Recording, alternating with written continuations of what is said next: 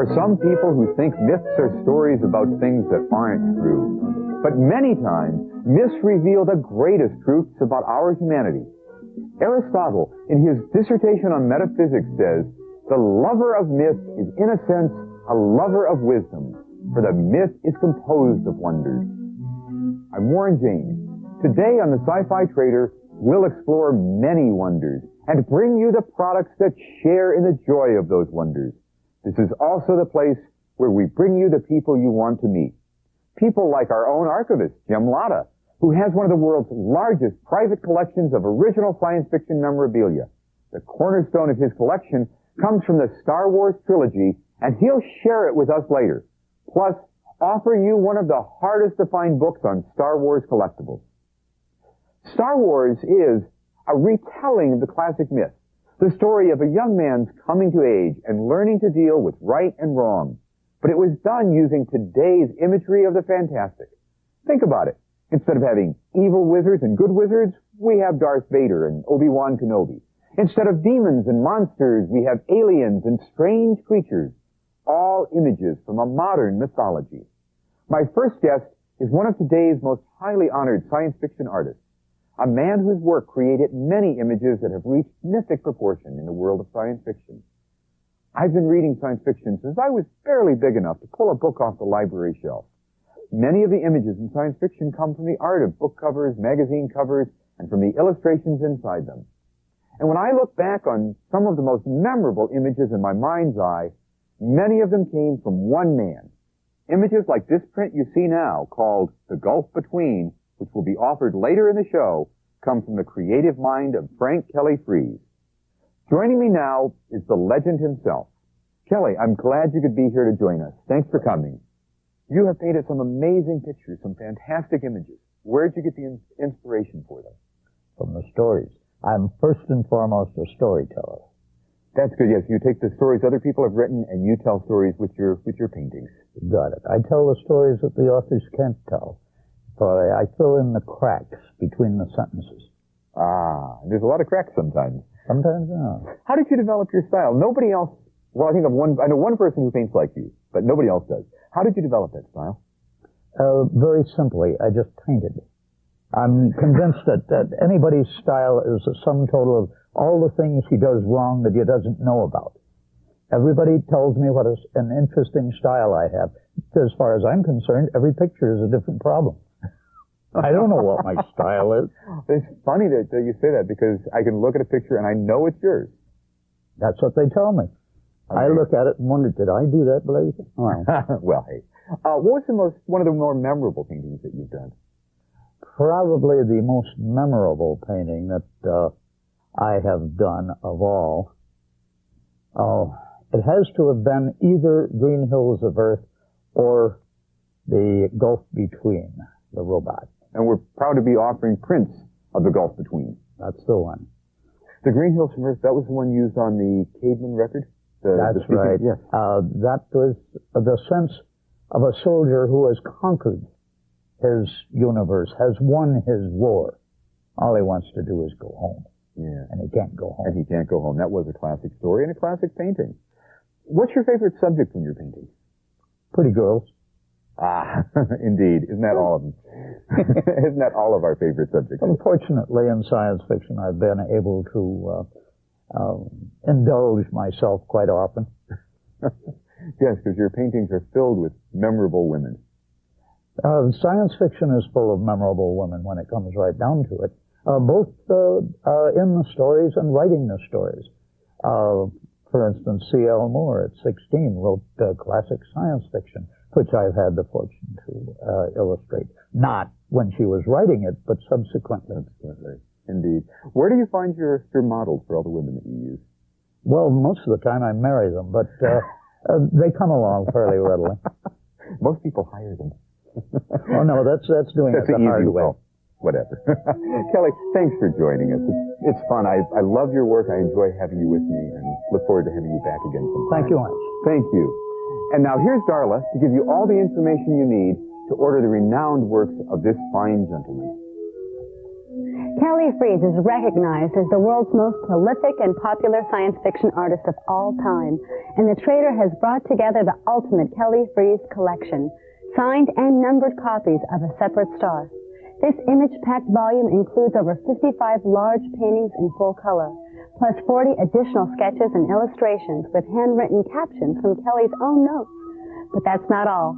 The Trader has combined this dynamic book with one of the most famous images in science fiction, a signed copy of The Gulf Between. This thought-provoking print is something that you'll enjoy for years to come. Both of these quality rendered collectibles are yours for only $69.95 by calling 1-800-Sci-Fi-60. That's $69.95 for both, a signed copy of The Gulf Between and a signed copy of A Separate Star.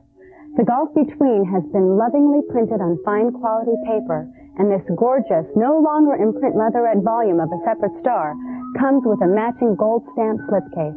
Both are affordably yours by calling the Trader at 1-800-Sci-Fi-60. So give us a call and let Kelly sign a set for you. For only $69.95 plus shipping and handling, you'll be able to enjoy these wonderful treasures as much as we have. Warren, this is a fantastic offer. Another neat thing about this print is that it inspired an album cover for one of rock and roll's legendary groups. The guys in Queen were all science fiction fans, including the late Freddie Mercury, and they wanted Kelly to paint the cover art for one of their albums. They wanted the cover art to be based on The Gulf Between. The result is this album cover. This is Kelly's copy, signed by the members of the band, and no, he's not selling it. The only thing Kelly regrets about this is that he was so excited to be doing an album cover for Queen that he forgot to ask for royalties. The album sold over 2 million copies. When we return, we'll give you a close-up look at a hard-to-find Star Wars book that you can own for your very own. Plus, Darth Vader's original armor worn in The Empire Strikes Back. Don't go away. I'd really like to hear from you. If you'd like to write us, write to us at the Sci-Fi Trader. Our address is Sci-Fi Trader, 11301 West Olympic Boulevard, number 568, West Los Angeles, California, 90064. Or join us online on the Prodigy service. Our Prodigy ID is USAO05A. We're on the TV network's bulletin board.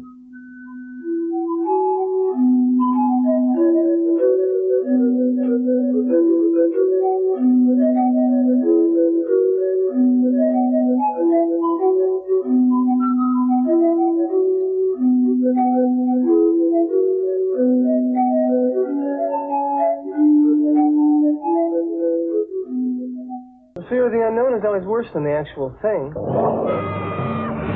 Not always. Friday the 13th, the series. Tomorrow night at 10.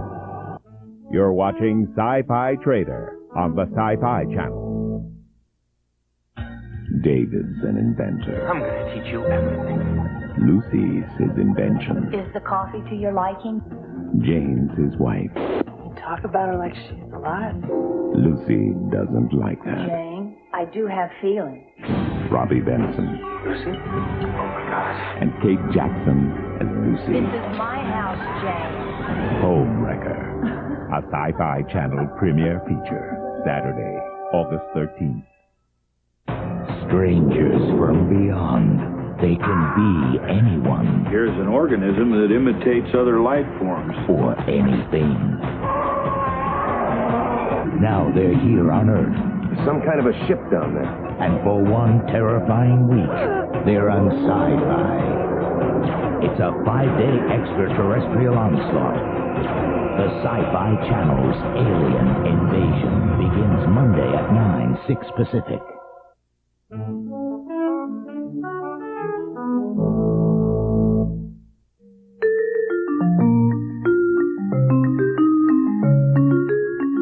My next guest is a part of the Sci-Fi Trader family, but we just had to bring him out for an interview when it came to the next exciting product on our show.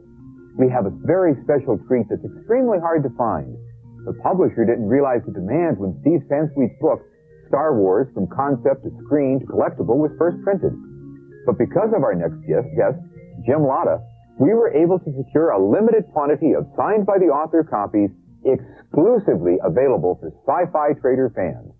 Jim, you've outdone yourself on this one. It's amazing. How did you get a hold of the copies of this book? Well, ironically, part of the reason why I even started searching for it in the first place was I couldn't find a copy for myself. Even though I've known Steve for years, he's a good friend of mine, every time I go in the bookstore to pick one up because I couldn't get by his house, he's always busy, I'm very busy, it would be gone. I'd call him up and say, Steve, where's the book? And he'd say, well, I told the publisher, in this case, demand exceeded supply.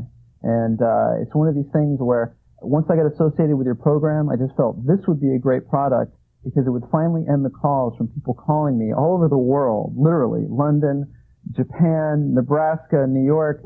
Jim, you know Steve, where can I get this book? It's such a special book. And we were can you really get him lucky. to autograph it for me while you're at it? That's what's so great about it. In this case, even if you did find it in a bookstore, Steve's autographed them. And we've got a limited quantity that I told Steve, he was so thrilled that I finally was able to get a quantity that he said, hey, I'll sign them for you, and we'll sell them on the show. And that way the fans can not only finally get the book, but they can get a signed edition as well. And of course, I'm thrilled because I could never find one for myself to get him to sign one to me. So I'm even more thrilled. But I was very happy because we were finally able to work with the publisher and say, look, we've got a great forum here. Let's go ahead and get some. And we just got them hot off the press, so we're really excited about it. Great. Well, we know it's rare, but what makes it wonderful? Well, it's unique. I'm a book collector as well as a memorabilia collector. And what's so special about this book is, and I think Steve's love carried through to the project as well as everybody involved. He did so many interviews with different people. It's so fascinating because he takes it from the genesis of the Star Wars concept when George Lucas is first starting to write out. He's working at a typewriter. He's thinking to himself, I'm creating this world. And he was under so much pressure to finish the film and finish the script for the film that he threw himself into this world. And Steve takes it from that all the way to the point where George is meeting with pre-production artists. He's meeting with Ralph McQuarrie. He's meeting with Joe Johnston, 20th Century Fox, all the way through to the making of the film, the visual effects, assembling ILM, taking it all the way through to the point where the film becomes a blockbuster, the toy line goes into development, the Kenner products, all the way through to things that were never created, that were never released on the market, and all the way through to collecting today. And he talks about the market. And it's a work of art, and it's educational in the sense that if you're an aspiring filmmaker, or you're a collector, or you're just curious about even manufacturing, it's very unique. And I think just 2 minutes of browsing through it, anybody that sees it, and this probably explains why it sold so fast, you just say, wow, look at this. This is a piece of work. Mm-hmm. How did you get involved in collecting Star Wars memorabilia? I know you collect a lot of other stuff, and anybody who's looked at our set can realize that. Well, I've been a toy collector as well, and I think what's interesting about collecting is that it's a memory, it's a physical memory. It's something that you can hold in your hand. Mm-hmm. All collectors, I think, would agree with me in the sense that when they first saw Star Wars, in this case, and you saw that Star Destroyer just coming over your head, that long shot, that's only a 3-foot miniature, and Steve actually has pictures of the prototype one all the way through. When it's coming over your head, I think everybody just kind of gasped. You just went, wow, look at this. And but that also echoed a lot of other movies, a lot of other science fiction films. It did. So that movie itself was a memory jog. It honored. Well, Steve talks about George being influenced by Flash Gordon and by myth. He's been talking about myth and legend. Yes. And I think it's one of these things that collecting and Star Wars popularity, the film was so accessible that people worldwide just fell in love with it, and I fell in love with it. And as soon as I saw that opening shot, I said to myself, this is what I'm going to do for the rest of my life. I'm going to work in the film medium. I've been doing that for 8 or 9 years, besides being a collector. And it just reminded me of the magic. It reminded me of why I wanted to get in the business in the first place. Indeed. And the movie was magic. Star Wars was magic. It was. And it's also universal because it speaks of universal stories. Universal mass appeal. I think if you look at the mythos, and George has accredited Joseph Campbell's book, Hero with 1,000 Faces, of being a major influence on the trilogy. The story of good versus evil goes back to cave painting. I mean, it's always been a part of us. And I think the combination of the dazzling effects, the pre-production design, which is all featured in the book, the casting, everything about the film was just very special, and I think that's the mass appeal. And very wonderful. Jim, you've outdone yourself today by finding us copies of these books, and now, here's Darla, and she's going to tell you how you can get a copy of this book for your very own. Today, collecting Star Wars memorabilia has become one of the hottest hobbies around. Josh Warren and I were talking about different Star Wars moments during the week, but now for just $24.95 and a call to 1-800-Sci-Fi-60, the definitive book about these epic movies can be yours. For only $24.95, you can have this fabulous reference guide which has hundreds of photos and covers thousands of items.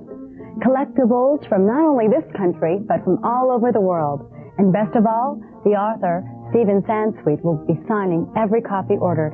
So call 1-800-Sci-Fi-60, and for $24.95 plus shipping and handling, we'll raise your own signed copy of Star Wars from concept to screen to collectible to you. This book can be yours when you call 1-800-Sci-Fi-60. Josh is the in-house Star Wars maven on this show, and he's going to tell you what's coming up next. I only wish it could be Harrison Ford. Harrison Ford. Dream on, Darla. Star Wars was my initiation into the world of science fiction. So before I tell you what's coming up next, I just want to add my own 2 cents about this book. It's an outstanding work of art. The design and layout of the book is exceptional, and best of all, you can own this difficult-to-find book, and it's signed by the author himself. When you receive this book, you'll be in Star Wars heaven for the rest of your life. Now, when we return, the Star Wars image that left its greatest impression on me will grace our stage.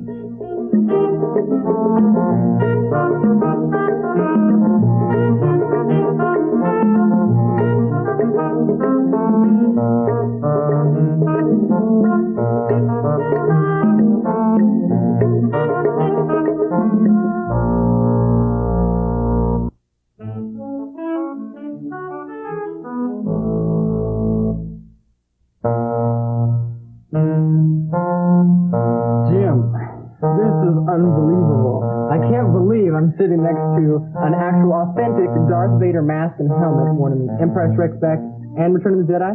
Yes, it's believed that it was worn in Return of the Jedi also by Don Bees, the Lucasfilm archivist. By the person who was in the mask itself, which is so big.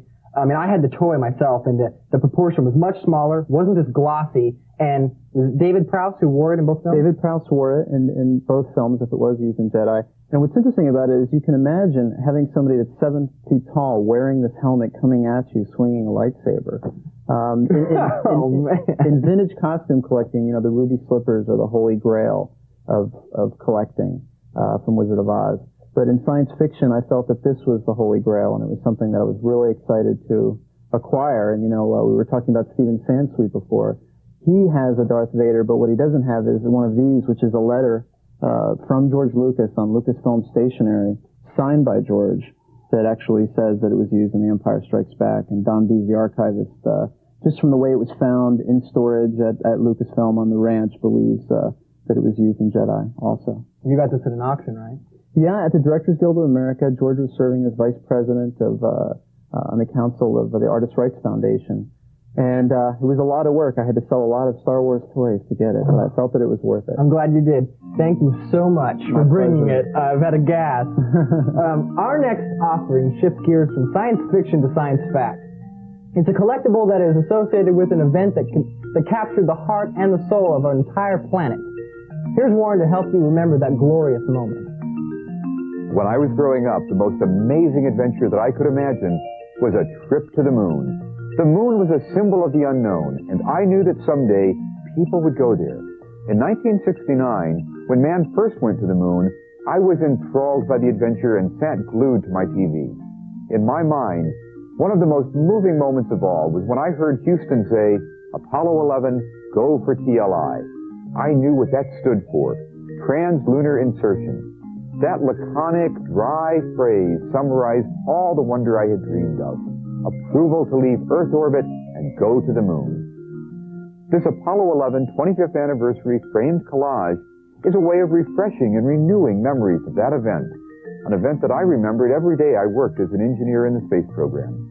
When your children or children's children ask you what these things are, you can tell them that 25 years ago, people first walked on the moon, and we'll go back there someday. Here's how you can capture this moment in space and time that mesmerized not only this nation, but the entire world. The Apollo 11 25th anniversary set is a Sci-Fi Trader exclusive. It has been custom made for us, and we are offering this exclusive collection for only $49.95. Each set includes the official Apollo 11 25th anniversary patch. The richness of colors and the dramatic logo make this extremely distinctive. The set also includes this beautiful matching cloisonne pin. This medallion is antique nickel with a specially fired enamel surface that will ensure the pin's luster for a lifetime. There is also an antique nickel medallion that is part of a limited edition collector series. You also get one of the most seminal images ever to be captured on film. This powerful photograph of Buzz Aldrin standing on the moon with Neil Armstrong reflected in the visor of his helmet. And the final item in the 25th anniversary set is a reproduction of the actual Apollo 11 mission patch, which was designed by the mission's crew themselves. Call 1-800-SCI-FI-60, and for $49.95 plus shipping and handling, you will receive this specially designed collector set. Keep in mind that these are custom pieces and allow 2 to 3 weeks for delivery. Go Sci-Fi 60. Want to know what's coming up on the Sci-Fi Channel? Call 1-900-773-SFCS for a current schedule, including series episodes and movie descriptions. Call costs 95 cents per minute. Average call is 2 minutes. I'm Apollo 11 astronaut Buzz Aldrin. NASA sent me in 1969. At this time, I'll be taking you on the Sci-Fi Channel's trip to the moon. Tomorrow at 7, 4 Pacific. Hi, I'm Buzz Aldrin. 25 years ago, I walked on the moon. Of course, Neil Armstrong and I were far from the first to do so. Welcome to the moon. As long as there have been movies, people have been going to the moon. Join me for a day devoted to those imaginary journeys, followed by the Sci-Fi Channel's Trip to the Moon, a special look back 25 years ago to the day science fantasy became reality. The Moon Mania Marathon, Sunday beginning at 9 a.m. Eastern. What you're looking at is the official Sci-Fi Channel watch. I wear mine all the time, and you'd be amazed how many people would stop me and ask me about it. And it's no wonder, it really does have a striking appearance. And look, the planet logo face flips up to reveal the watch face itself. Kind of a secret compartment. The brushed stainless steel finish makes it appropriate for both dressy occasions and everyday wear. If you'd like to have the official Sci-Fi Channel watch, call 1-800-SCI-FI-60 and we'll send it to you for only $59.95. And if you'd like any of the products that we featured on today's show, just call us at the Trader. We're offering the fabulous Kelly Freas print, The Gulf Between, and the art book, A Separate Star, for $69.95. A small price to own a piece of art from one of science fiction's most famous illustrators. We also have the extremely hard-to-find Star Wars, from concept to screen to collectible, for only $24.95. What a fabulous cover, and the photos inside bring back the entire Star Wars experience. And finally, the 25th Anniversary Apollo Collector's Kit for $49.95, which includes these colorful patches, the commemorative coin and pin, and a world-famous photo taken on the lunar surface.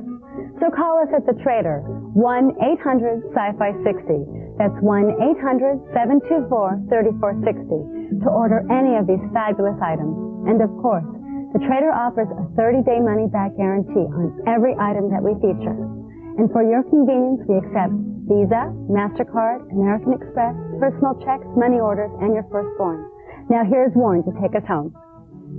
I'd like to leave you with a simple thought from the theologian Paul Tillich. There is no substitute for the use of symbols and myths. They are the language of faith. I'm Warren James, and this is the Sci-Fi Trader. Till next time, have faith in the future. We'll all be there soon.